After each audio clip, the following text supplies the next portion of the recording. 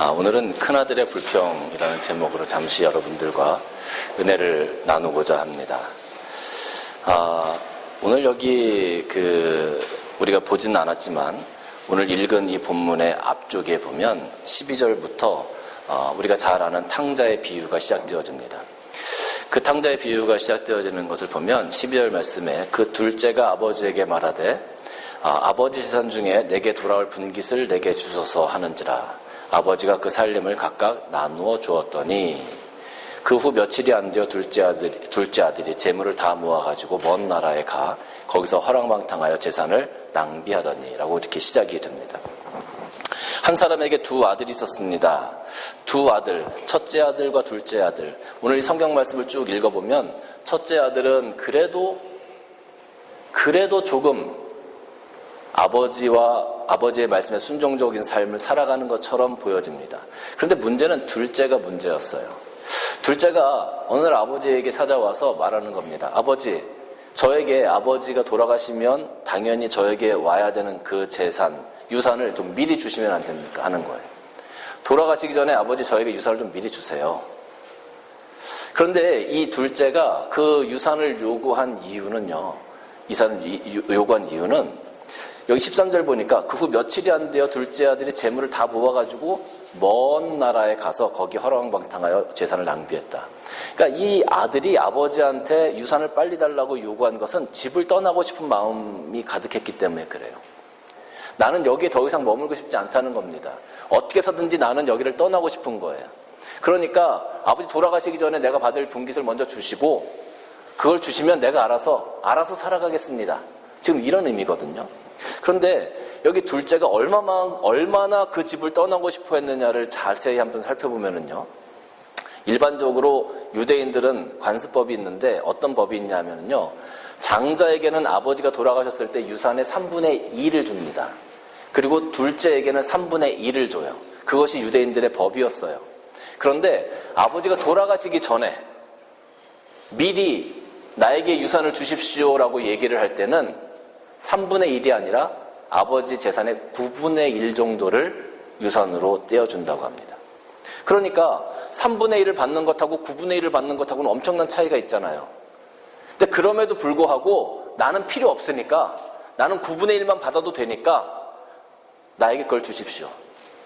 얼마나 집을 떠나고 싶었으면 내가 그 재산 다 포기할 테니까 내가 가져갈 것만 내가 가지고 갈게요. 난 여길 떠나고 싶습니다. 13절 말씀 보면은요. 그 후 며칠이 안 되어 둘째 아들이 재산을 다 모아가지고 그랬어요. 그 후 며칠이 안 됐다. 둘째 아들이 이 재물을 다 모아가지고 여기 모아가지고라고 지금 표현이 되어져 있는데 이 원어를 살펴보면 어떤 의미가 있느냐 하면 추수하여 현금화하여 이런 의미가 있어요. 그러니까 자기 거를 다 챙긴 겁니다. 그리고 현금화 시킨 거예요. 여러분 예전에는 돈이라는 개념이 불분명했습니다. 돈이라는 이 화폐가 있었던 것이 아니라 모든 것들은 다 물건으로 되어져 있었죠. 동물로 되어져 있었고 집으로 되어져 있었고 이런 물건들이 다 재산이었단 말입니다. 그런데 그 중에 9분의 1을 받아서 그 물건을 현금으로 다 바꾼 거예요. 그런데 여러분 한번 생각해 보세요. 제값을 받으려고 하면 여러분이 만약에 집을 처분한다고 한번 생각을 해보세요. 제값을 받으려고 하면 시간을 두고 적당한 사람을 찾아야 합니다. 그렇죠? 그런데 며칠 만에 그걸 만약에 처분하려고 여러분 생각해 보세요. 그러면 금매가 되어지고 제값을 받지 못하게 되는 거예요. 근데 여기 오늘 보니까 그 후 며칠이 안 돼요. 한 2, 3일 걸렸던 것 같아요. 이렇게 표현된 걸 보니까. 2, 3일 만에 그걸 다 처분한 겁니다. 그러면 손해를 보고 막 처분했을 거예요. 손해를 보고 처분하고 내가 손해를 보고 아버지의 유산을 받지 않아도 좋다. 난 여길 떠나고 싶다. 난 아버지를 떠나고 싶다. 난 아버지와 같이 못 살겠다는 거죠. 그래서 이 둘째가 그렇게 큰 손해를 감수하면서도 모든 재산을 다 처분하고 아버지를 떠났습니다.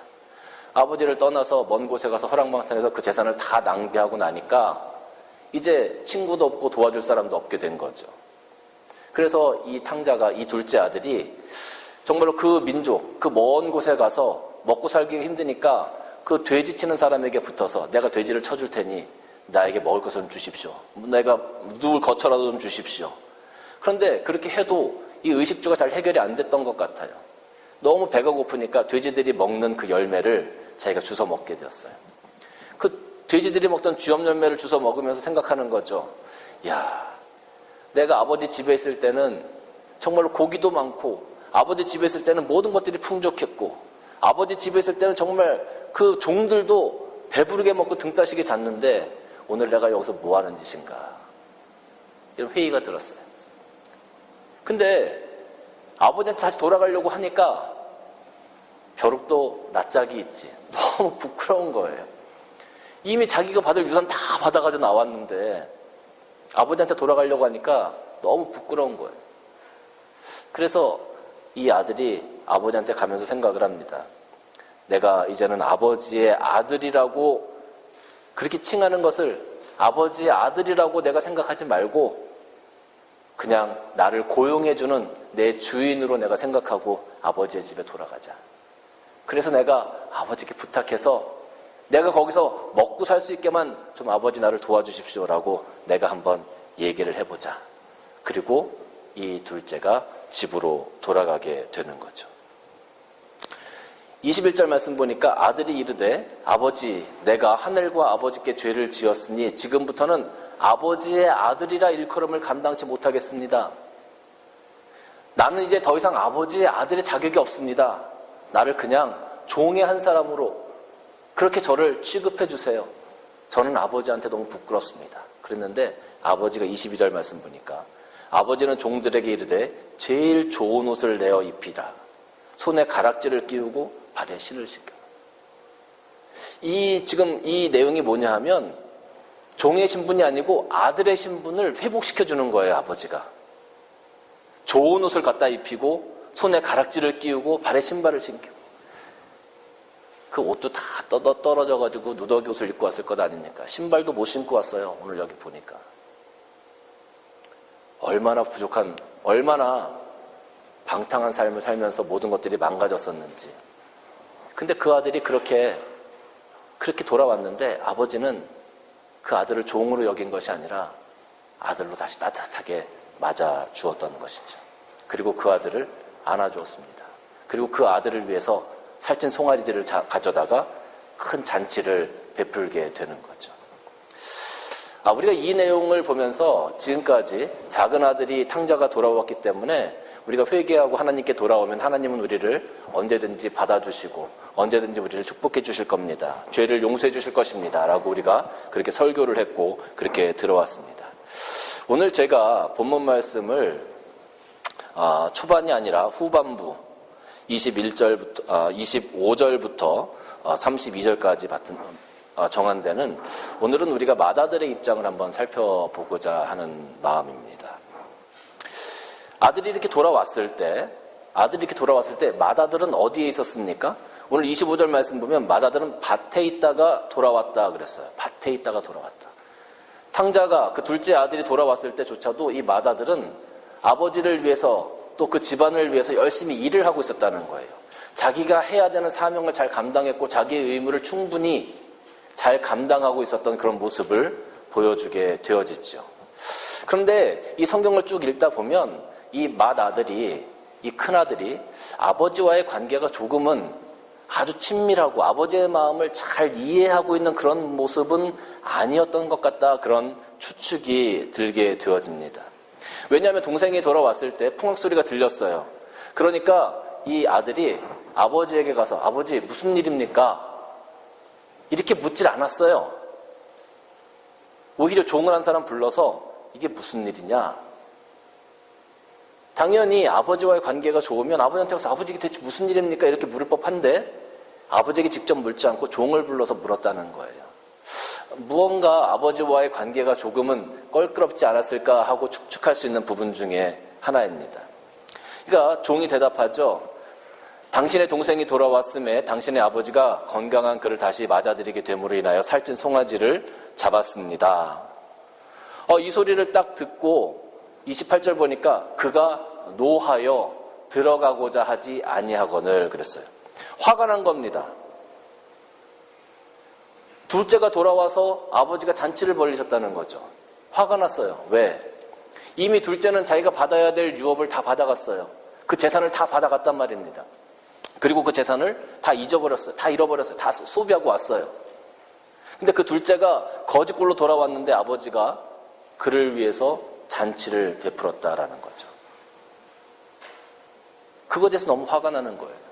아마 이 큰아들은 둘째 아들이 들어옴으로 해서 지금 내가 가지고 있는 이 모든 재산을 다시 또 나누어야 되나 하는 그런 생각도 아마 했을 겁니다.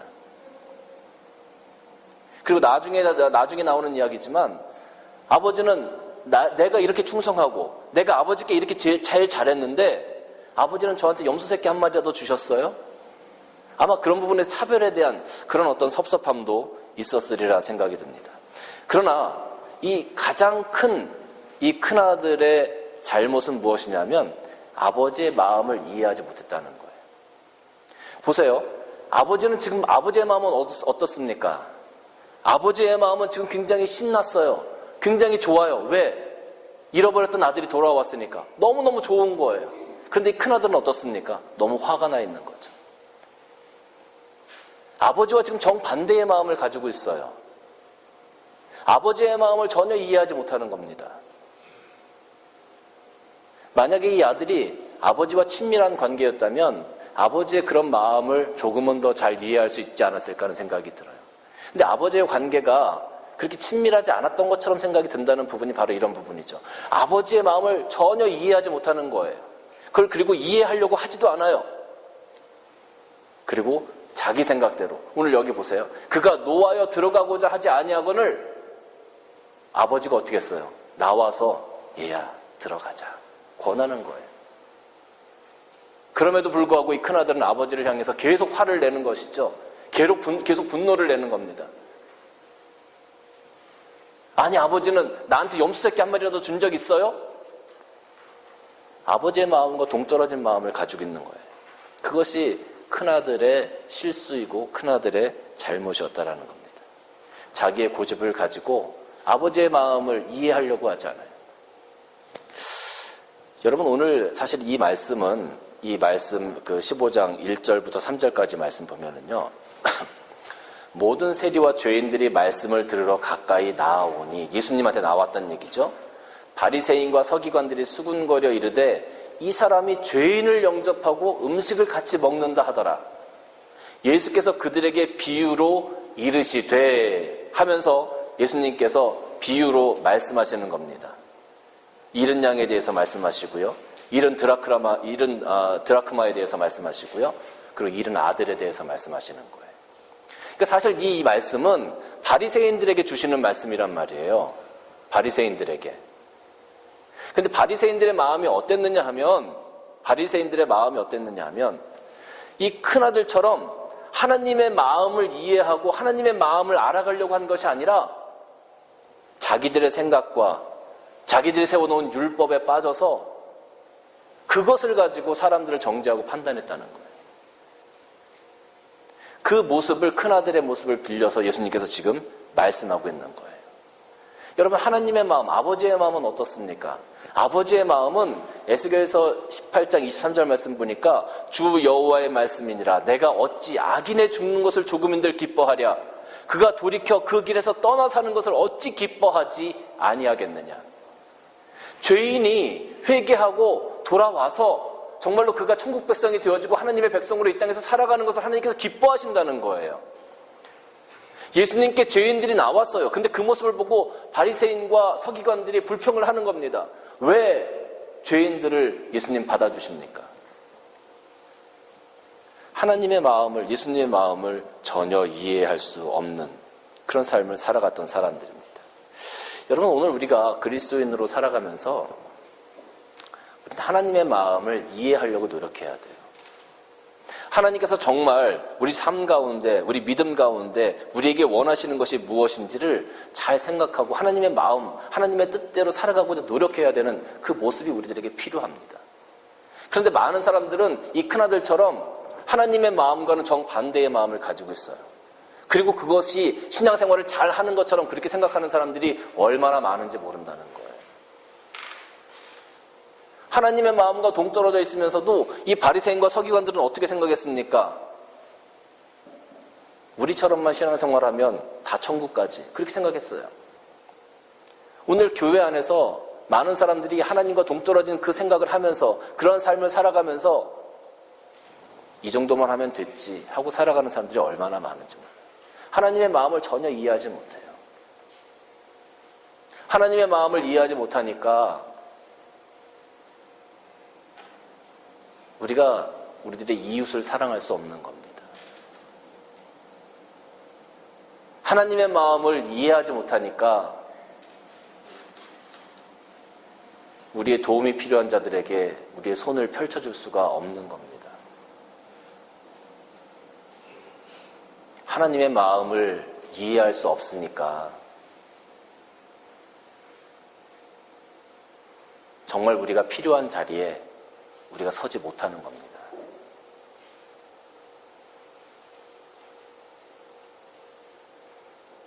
세상에 많은 상처받은 자들이, 세상에 정말로 위로가 필요한 자들이, 세상에 정말 이 둘째 아들처럼 당장 먹을 것이 없어서 굶어 죽어가는 사람들이 우리를 필요로 할 때 우리는 과연 어디에 있었습니까? 우리가 하나님의 마음을 이해하는 자들이었다면 아마 우리는 분명히 그 자리에 서 있어야만 했을 겁니다. 세상에 많은 기독교인들이 있습니다. 하나님을 믿는 믿음의 사람들이 있습니다. 그런데 세상은 왜 이렇게 아직도 힘들고 어려울까요? 하나님의 마음을 이해하고 그 자리에 서지 못하기 때문에 그래요. 하나님의 마음과 동떨어진 이 큰아들의 삶, 이 서기관과 바리새인들처럼 오늘 우리 그리스도인들이 살아가고 있기 때문에 그래요.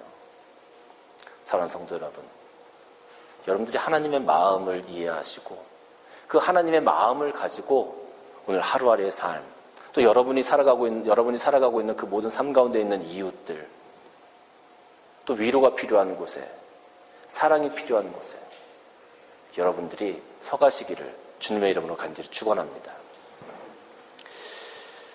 요한복음 15장 4절 말씀 보면 내 안에 거하라 나도 너희 안에 거하리라. 가지가 포도나무에 붙어있지 아니하면 스스로 열매를 맺을 수 없음 같이 너희도 내 안에 있지 아니하면 그러하리라 그랬어요. 우리가 하나님의 마음을 가지고 하나님 앞에 딱 붙어서 정말로 하나님께서 공급해 주시는 그것으로 우리가 가지라고 했잖아요. 우리 가지가 뚝 떨어져 있으면 어떻게 살겠습니까? 그 본 가지에, 그 본 줄기에 딱 붙어 있어야 우리가 영양분도 받고 우리가 생명을 갖는 것 아니겠습니까? 하나님의 마음을 가지고 하나님께서 원하시는 삶을 살아가야 우리가 살아가는 의미가 있는 거예요. 우리 삶의 열매가 맺혀지는 거예요. 그런 삶을 통해서 우리가 하나님께 영광 돌리시기를 주님의 이름으로 다시 한번 축원합니다. 두 번째는 이 큰아들이 자기의 의를 드러내려고 했다는데 잘못이 있습니다. 무슨 얘기냐면 29절 말씀 보면 아버지께 대답하여 이르되 내가 여러 해 아버지를 섬겨 명을 어김이 없거늘 내게는 염소 새끼라도 주어서 나와 내 것으로 즐기게 하신 일이 있습니까? 아버지 내가 이렇게 했잖아요. 내가 아버지 원하시는 대로 다 했잖아요. 내가 이렇게 한 것 아버지 아시죠? 나 이렇게 했어요. 근데 나 이렇게 살아왔는데 왜? 지금 이런 말이에요. 30절 말씀 보니까 아버지의 살림을 창녀들과 함께 삼켜버린 이 아들이 돌아오매 이를 위하여 살찐 송아지를 잡으셨나이다.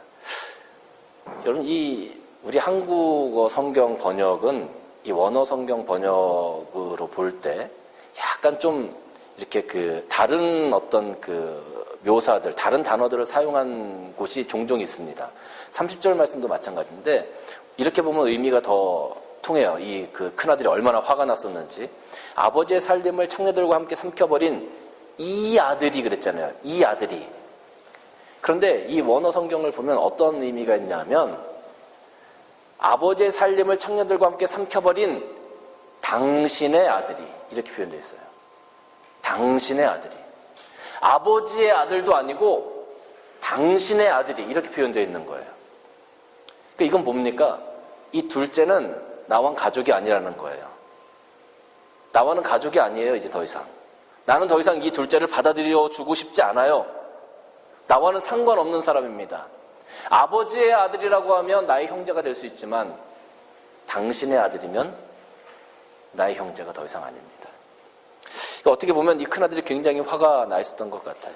나와는 상관없는 사람이라는 겁니다. 어떻게 보면 아버지한테 좀 막말을 한 거죠. 그만큼 화가 났던 것 같아요. 그러면서 한 게 뭐냐면 내가 여러 해 동안 아버지를 섬겨 명을 어김이 없었잖아요. 나 이렇게 잘해왔잖아요. 나 이렇게 했잖아요. 그걸 자꾸 부각시키는 거죠.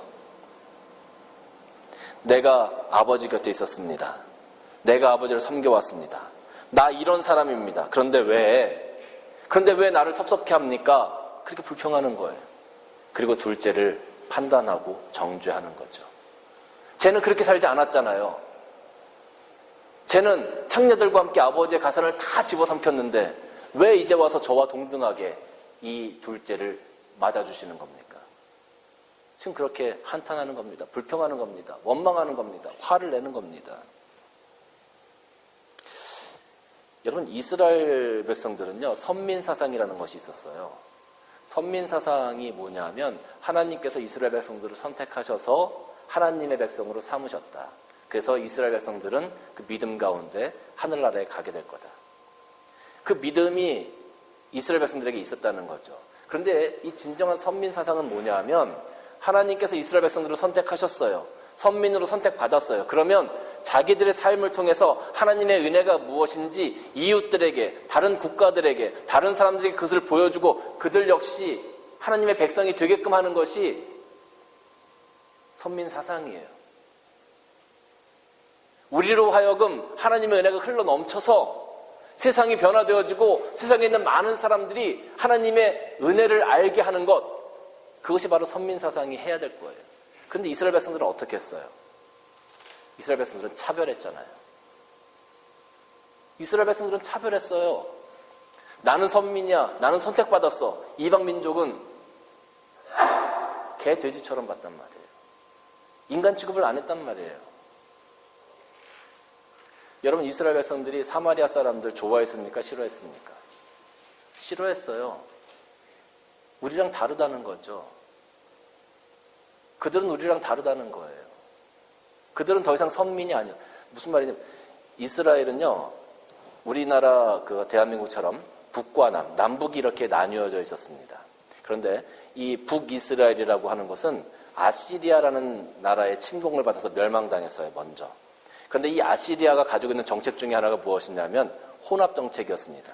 모든 민족들, 모든 문화들을 가져다가 다 혼합시키는 거예요.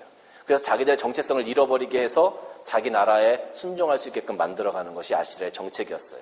그러니까 이 북이스라엘 사람들이 멸망당한 다음에 여러 민족들이 들어오고 문화들이 들어와서 혼합된 그런 어떤 사람들이 되었어요. 근데 이 남유다, 이 남쪽에 있는 이스라엘은 끝까지 하나님의 그 말씀을 지키다가 나중에 바벨론에 의해서 멸망당하고 70년 동안 바벨론에게 끌려가게 됩니다. 그게 다니엘서 보면 다니엘이 바벨론에 끌려가잖아요. 그런 의미입니다. 70년 동안 바벨론에 살다가 다시 이스라엘로 돌아오게 되어져요. 돌아와서 보니까 여기 남아있던 사람들하고 이 사마리아 사람들을 보니까 말이 아니거든요. 그러니까 그들은 이제 더 이상 이스라엘 사람들이 아니다라고 배척하기 시작한 겁니다. 너희들은 더 이상 선민이 아니야. 너희들은 혼합 민족이고 혼합 종교를 가지고 있는 우리와 다른 사람이야. 그러면서 그들을 배척하기 시작해요. 근데 사실 따지고 보면 이스라엘 백성들이 바벨론에 끌려갔었어도 거기에서도 사실은 문화가 융합되어지고 문화가 혼합되어지고 피가 혼합되어지는 일들이 생겼을 겁니다. 그런데 그들이 돌아와서 뭐 묻은 개가 뭐 묻은 게 나무란다고 이스라엘 사마리아 사람들 배척하기 시작한 거예요. 사마리아 사람들하고는 얘기도 안 했습니다. 사마리아 지방으로는 지나다니지도 않았습니다. 사마리아 사람들은 사람 취급도 해주지 않았습니다.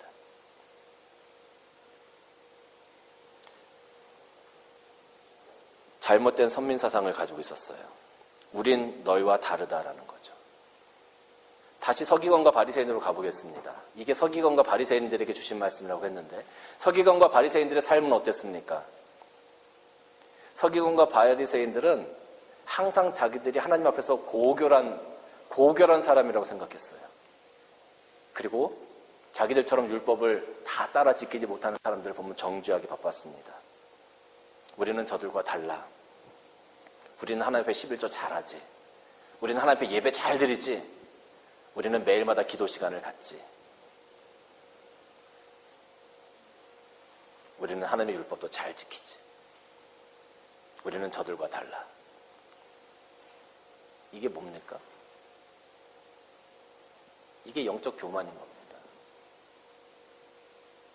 이게 영적인 교만이에요. 지금 예수님께서 이 큰아들의 모습을 보여주시면서 서기관과 바리새인들의 영적인 교만을 지금 지적하고 계시는 거예요.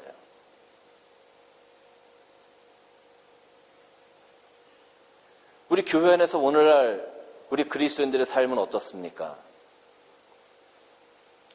11조 많이 하고 헌금 많이 하시는 분이 교회 안에서 그것을 자랑하고 그것을 가지고 어떤 권력을 잡은 것처럼 나 없으면 교회가 흔들리지.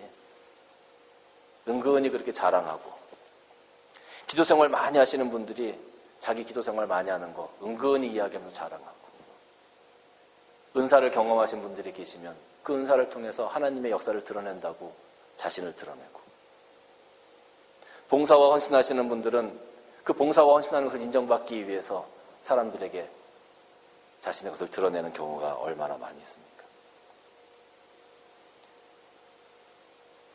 대놓고는 하지 않더라도 은근히 우리 그런 자랑 많이 하잖아요. 그게 서기관과 바리새인들의 삶과 무엇이 다르냐는 거예요. 오늘날 우리 그리스도인들이 정말로 이제는 각성해야 합니다. 교회 안에서 내가 이만큼 하니까 나를 이 정도는 대우해줘야 되지 않겠어? 아니에요, 여러분. 그건 정말 이 큰아들과 같은 생각을 하는 거예요. 그건 정말 이 바리새인과 서기관 같은 생각을 하는 거예요. 우리가 하는 헌신과 우리가 하는 모든 봉사와 우리가 하는 모든 헌금과 우리가 드리는 모든 예배는 하나님을 위해서 하는 거잖아요. 그럼 그것으로 우리가 만족해야 합니다. 그래야 하나님께서 기쁘시게 받으시는 거죠. 그걸 사람에게 드러낸들 무슨 소용이 있겠습니까? 어떻게 보면 사회적 규범으로 보면 이 큰아들은 굉장히 인정받을 만한 좋은 사람이었다라고 생각할 수도 있을 것 같습니다. 그러나 하나님의 규범으로 보면 하나님의 규범은 겉사람뿐만 아니라 속사람까지도 판단하시는 분이잖아요. 그 속에 있는 영적인 교만과 그 죄들을 하나님께서 보시고 오늘 이 말씀을 통해서 서기관과 바리새인들에게 회개하라고 지금 말씀하고 있는 겁니다. 오늘날 서기관과 바리새인들뿐만 아니라 하나님 앞에서 하나님의 마음을 알지 못하고 내 마음대로 살아가고자 하는 그런 마음을 가지고 있는 사람들, 또 알게 모르게 우리 안에 있는 영적인 교만을 가지고 살아가고 있는 현대의 그리스도인들을 향해서 너희들 회개해라 라고 지금 말씀하고 있는 겁니다. 오늘 이 탕자의 이야기는 둘째 아들이 탕자, 그 둘째 아들 탕자 맞습니다. 그런데 또 하나의 탕자가 있는 거예요. 바로 큰아들이 또 하나의 탕자입니다. 오늘 이 말씀은 두 탕자의 이야기가 접목되어져 있는 겁니다. 의인인 것처럼 보였던 큰아들, 모든 것들을 다 잘하는 것처럼 보였던 큰아들 역시 회개해야 되는 탕자의 모습이었다라는 것이죠. 이사야서 57장 15절 말씀 보면 지극히 존귀하며 영원히 거하시며 거룩하다 이름하는 이가 이와 같이 말씀하시되 내가 높고 거룩한 곳에 있으며 또한 통회하고 마음이 겸손한 자와 함께 있나니 이는 겸손한 자의 영을 소생시키며 통회하는 자의 마음을 소생시키려 함이라 라고 기록되어져 있습니다. 사랑하는 성도 여러분, 여러분들의 마음을 이제 하나님께 활짝 여시기를 바랍니다. 그리고 하나님께서 기뻐하시는 곳에 서가시고 하나님께서 기뻐하시는 마음을 가지고 여러분들이 하루하루의 삶을 살아가셨으면 좋겠습니다. 31절과 32절 말씀 보면 아버지가 이르되 예 너는 항상 나와 함께 있으니 내 것이 다 내 것이로되 내 동생은 죽었다가 살아났으니 내가 잃었다가 얻었기로 우리가 즐거워하고 기뻐하는 것이 마땅하니라. 그리고 딱 끝났어요. 그리고 딱 끝났단 말이죠. 아버지가 큰아들이 막 그렇게 화를 내니까 나오셔서 큰아들에게 이렇게 말씀을 하셨어요. 그리고 끝났어요. 여러분, 이 큰아들이 잔치집으로 들어갔겠습니까? 안 들어갔겠습니까? 여러분 마음에 들어갔을 거야. 이런 믿음대로 될 줄로 믿습니다. 안 들어갔을 거야. 그러면 여러분의 마음을 좀 고치십시오. 고치셔서 나도 들어가야지. 아버지 그렇게 말씀하시면 나도 들어가야지. 같이 들어가시기를 바랍니다.